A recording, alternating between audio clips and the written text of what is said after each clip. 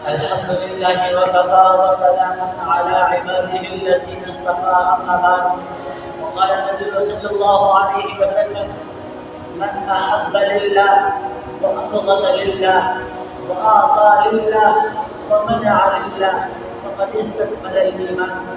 میرے دوستو، اللہ کے نبی صلی اللہ علیہ وآلہ وسلم نے اس حدیث میں 4 باتیں بیان کی ہے کہ جس شخص میں یہ 4 باتیں ہوگی تو اس کا ایمان کامل اور مکمل ہوگا۔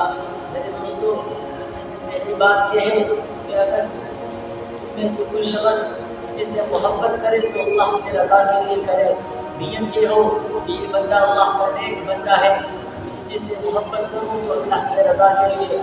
اسی طرح اگر کسی سے بغض رکھے تو بھی اللہ کے رضا کے لیے ہو کہ یہ شخص بے دین ہے، اس لیے اس سے محبت نہیں رکھنا چاہیے۔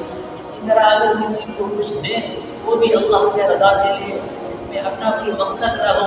اسی طرح اگر کسی سے کچھ منع کریں وہ بھی اللہ کے رضا کے لیے ہو کہ مثلا اگر کوئی شخص آپ کو علم ہے کہ یہ شراب پیے گا تو آپ اس کو نہ دیں، یہ اللہ کے رضا کے لیے ہوا۔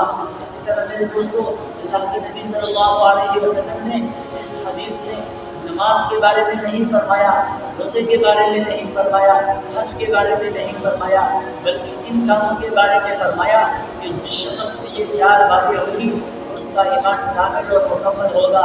اس کے بارے میں اس لیے فرمایا کہ ہمارے معاشرے میں یہ 4 کام ہوتے ہیں، پائے جاتے ہیں۔